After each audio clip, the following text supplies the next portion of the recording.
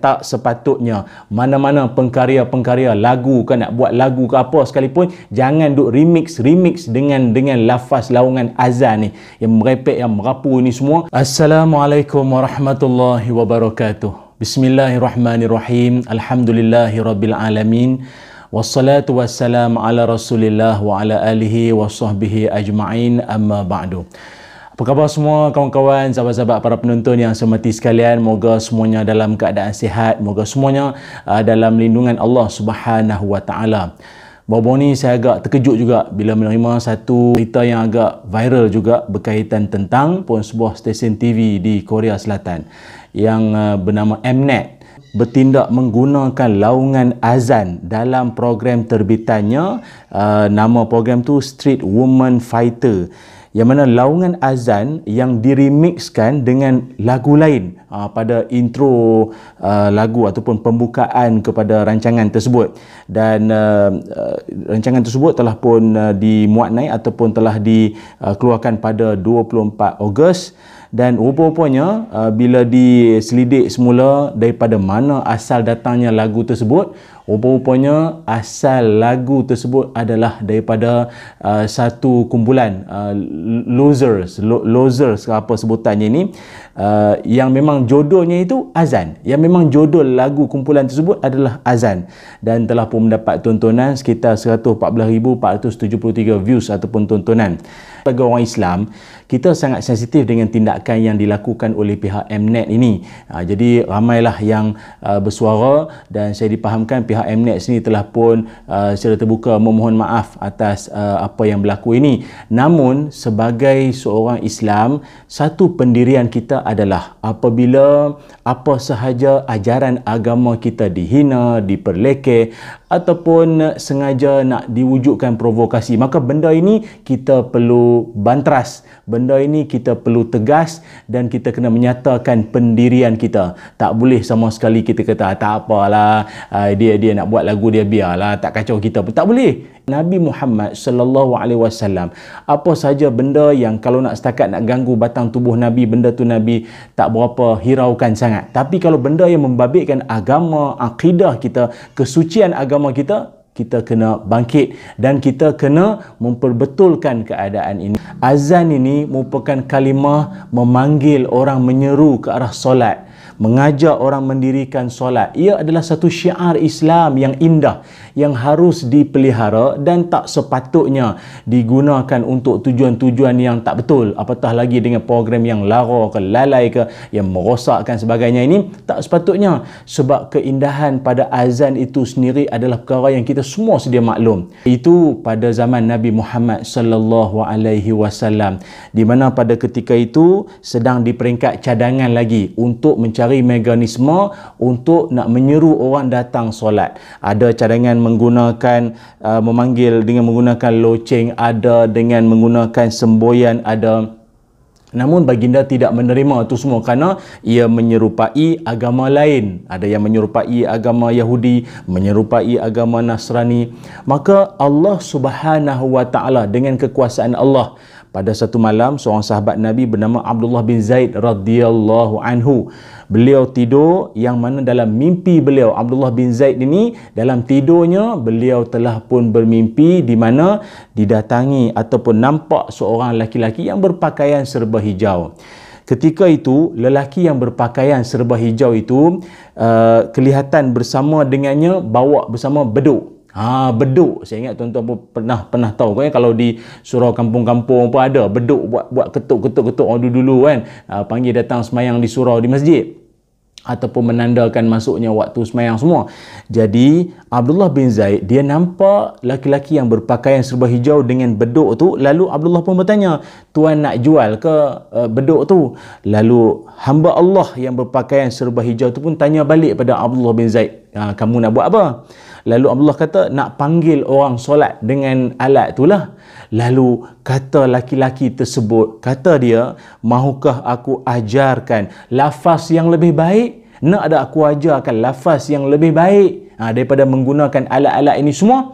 Lalu lelaki tersebut mengajarkan dengan kalimah Allahu Akbar, Allahu Akbar, Allahu Akbar, Allahu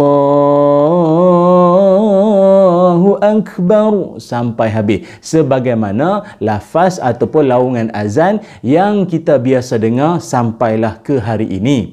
Jadinya bila Abdullah bin Zaid sedar daripada tidurnya, lalu dia terus berjumpa dengan Nabi Muhammad sallallahu alaihi wasallam dan menceritakan kembali apa yang dia nampak, apa yang dia lalui dalam mimpinya. Lalu Nabi sallallahu alaihi wasallam minta Abdullah bin Zaid supaya ajarkan kalimah-kalimah tersebut kepada Sayyidina Bilal bin Rabah radhiyallahu an. Ajarkan kalimah-kalimah tersebut ataupun kalimah laungan azan tu kepada Bilal bin Rabah dengan tujuan apa? Supaya Bilal sendiri yang akan laungkan kalimah tersebut ataupun azan itu sendiri. Sebab apa? Pemilihan Bilal bin Rabah ni kerana suaranya kuat. Dia kan Bilal bin Rabah ni kan orang Ethiopia, orang kulit hitam. Dia suara kuat. Suara dia lantang. Maka antara kriteria seorang untuk Bilal, dia kena suara lantang. Tak boleh mendayu-dayu syahdu. Kalau panggil azan subuh tu tak bangun orang. Dia kena kuat. Jadi Bilal bin Rabah yang Nabi pilih untuk melaungkan kalimah azan tersebut. Kemudian Sayyidina Umar Al-Khattab radhiyallahu anhu, beliau juga tampil dengan menceritakan pengalaman mimpi yang sama. Kata Sayyidina Umar, demi Allah aku juga mimpi yang sama. Ya Rasul, aku juga mimpi yang sama macam Abdullah bin Zaid itu. Maknanya ini merupakan kurniaan daripada Allah SWT untuk kita semua umat Islam, bahawa lafaz laungan azan adalah panggilan untuk mendirikan solat dan untuk juga beberapa tujuan-tujuan yang lain. Maka ini merupakan syiar Islam yang mulia yang harus dipelihara. Malah bukan setakat itu saja. Orang-orang yang melaungkan azan ini, kedudukannya itu begitu mulia sekali. Dalam Al-Quran Allah Subhanahu wa taala berfirman, a'udzubillahi minasyaitonir rajim. Wa man ahsanu qawlan mimman da'a ila Allah wa 'amila salihan. Ila akhiril ayah. Sadaqallahul azim. Dan tidak ada yang lebih baik perkataannya daripada orang yang menyeru kepada mengesahkan dan mematuhi perintah Allah serta ia sendiri mengerjakan amal soleh. Surah Fussilat ayat 33. Kata Sayyidatina Aisyah radhiyallahu anha, kata beliau, mereka yang dimaksudkan oleh ayat ini, kata Aisyah, ia adalah tukang azan. Tukang azan. Menurut pandangan Sayyidatina Aisyah radhiyallahu anha, Ummul Mukminin. Dan juga ada hadis yang menyatakan kelebihan laungan azan. Ada antaranya Nabi SAW bersabda, "Lau ya'lamun nas ma fin nida'i was-saffil awwal thumma lam yajidu illa an yastahimu alaihi lastahamu." Kata Nabi SAW, kalaulah orang ramai tahu tentang kelebihan azan dan berada di saf pertama, kemudian dia tiada ruang bagi mereka kecuali melalui mengundi, nescaya mereka sanggup mengundi. Hadis riwayat Imam Bukhari.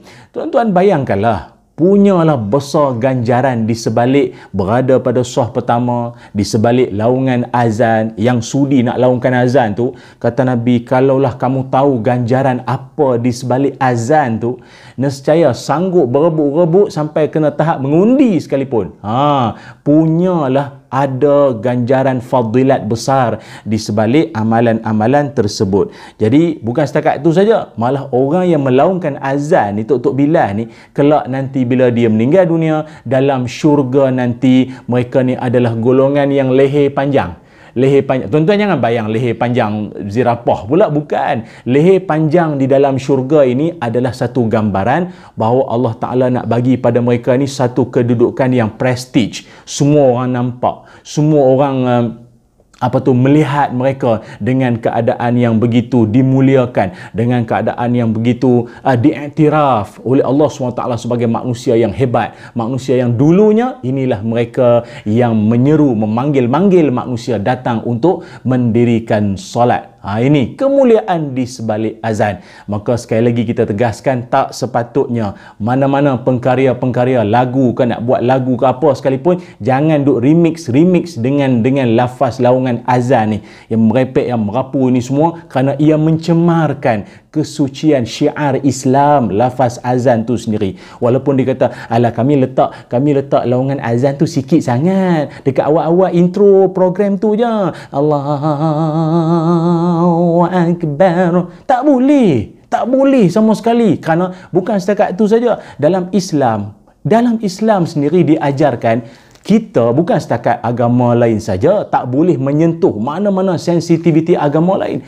Kita orang Islam sendiri pun kita diajarkan supaya apa? Allah Subhanahu wa taala berfirman, وَلَا تَسُبُّوا الَّذِينَ يَدْعُونَ مِن دُونِ اللَّهِ فَيَسُبُّوا اللَّهَ عَدُوًّا بِغَيْرِ عِلْمٍ ila akhiril ayah. Kata Allah Ta'ala, dan janganlah kamu cerca benda-benda yang mereka sembah yang lain dari Allah, kerana mereka kelak akan mencerca Allah secara melampau batas dengan ketiadaan pengetahuan. Surah Al-An'am ayat 108. Ini jelas menunjukkan bahawa kita sendiri tak boleh hina, tak boleh kutuk, tak boleh mempersendakan kepercayaan sembahan agama lain. Apatah lagi agama lain pun sama sekali tak boleh menghina ataupun nak mengutuk ataupun seolah nak mempermain-mainkan syiar agama Islam. Hidup saling hormat menghormati. Moga-moga kita hidup dalam bahagia, kita senantiasa mendapat rahmat di sisi Allah Subhanahu wa taala. Assalamualaikum warahmatullahi wabarakatuh.